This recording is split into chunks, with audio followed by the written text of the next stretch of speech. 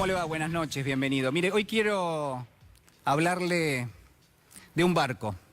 Quiero hablarle de un barco de dimensiones realmente importantes, de un barco que tenía un tamaño nunca visto hasta ese momento. Le voy a hablar de una historia que tuvo lugar hace muchísimos años. Y usted me va a acompañar en este relato porque seguramente conoce parte de lo que es esta historia. Es una historia que tiene una intención detrás, la intención de salvar vidas de hombres, salvar vidas de mujeres, salvar vidas de animales. Y en ese sentido había un castigo de alguien muy poderoso. Seguramente usted ya sabe parte de la historia porque le voy a contar esta noche la historia del Arca de Noé. La historia que tiene su punto quizás más importante en lo que hace al conocimiento cuando se ubica prácticamente en el Génesis del Antiguo Testamento, ese libro que comparten tanto la tradición cristiana como la tradición judía. Y en ese Génesis aparece este hombre, Noé, pero también aparece un Dios que era feroz, un Dios que era cruel, un Dios que era en parte injusto, que era despótico, que era dictatorial. No es el Dios que conocimos después con la tradición cristiana, ese Dios indulgente, ese Dios del perdón, ese Dios de hay que poner la otra mejilla.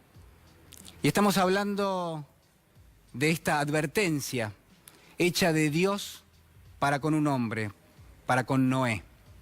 Mire, ese Dios aplicó un castigo y ese castigo venía porque el hombre, decía Dios, era ruin y era miserable.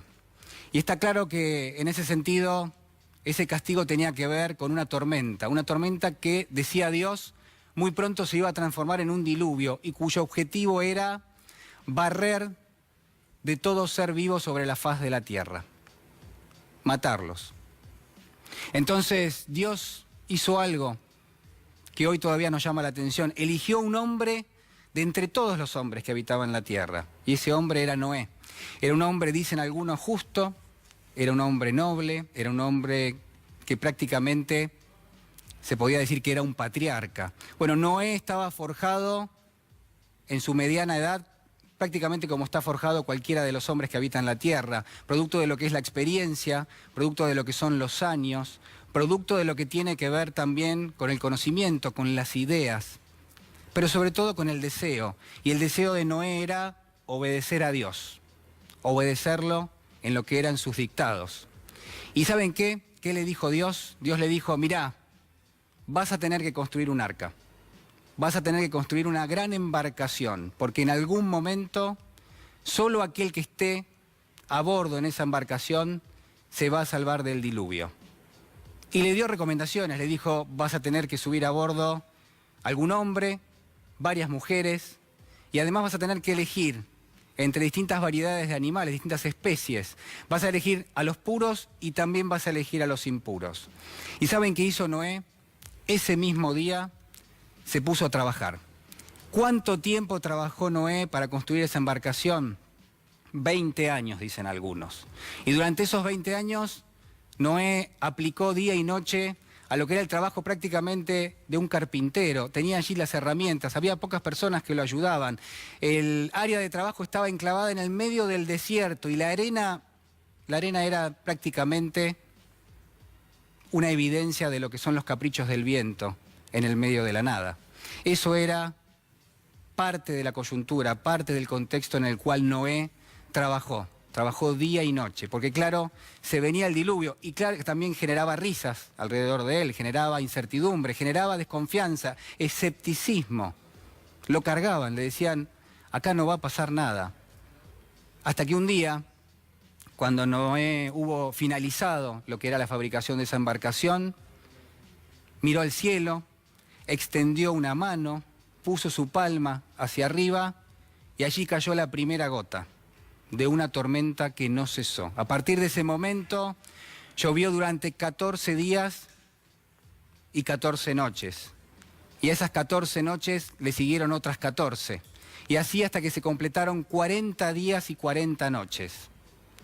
Y el resultado usted ya lo sabe, y yo también lo sé, que toda forma de vida pereció bajo los efectos del agua. Porque claro está, la literatura cuenta que el agua subió a niveles extraordinarios, que cubrió las cimas de las distintas montañas. Y fue solo entonces, algunos días después, cuando Noé pudo poner un pie en tierra firme, mirar hacia el cielo, agradecerle a Dios de su advertencia. Por supuesto, había hecho lo que Dios le había encomendado, e incluso hizo un sacrificio para ofrecérselo a quien de alguna forma le había anticipado lo que había que pasar. Bueno, por supuesto, Dios, así cuenta la literatura, así cuenta la Biblia también, y cuentan escrituras incluso más antiguas que han recorrido la Mesopotamia hace 4.500 años. Dios, en agradecimiento, pintó el cielo de distintos colores, puso un poco de rojo, algo de naranja, un poco de amarillo, verde, azul, añil y violeta, y dibujó un arco iris. Mire, yo quiero preguntarle en esta noche si la Argentina de hoy no se parece en parte a la historia del Arca de Noé, si no estamos en presencia de una Argentina que en gran medida es para pocos, si no estamos en presencia de una Argentina que se parece al Arca porque a bordo del Arca solo entran algunos y quedan muchos afuera. Quiero preguntarle si en este contexto, en este lugar, en lo que tiene que ver con la Argentina de hoy, las políticas que ha tomado este gobierno, de alguna manera no redundan en esto que estamos viendo, en esta exclusión que sufre una parte importante de la sociedad. Estoy hablando de una situación donde quizás hay muchos noes, hay muchas personas que advierten que hay algo que no está bien, que hay algo que puede llegar a venir. Y yo le digo que el diluvio es directamente la imposibilidad de muchísimas familias en la Argentina de llegar a fin de mes, de afrontar lo que son los gastos crecientes, de meterse adentro del sistema económico, del sistema social. Pero sobre todas las cosas me pregunto si el diluvio no tiene que ver con la desigualdad, esa desigualdad creciente que sufrimos en la Argentina. Mire, quiero compartir algunos datos nada más de las últimas horas. Uno de ellos tiene que ver obviamente con el desempleo, 9,6%, el dato más alto de los últimos 12 años. Creo que lo dice todo.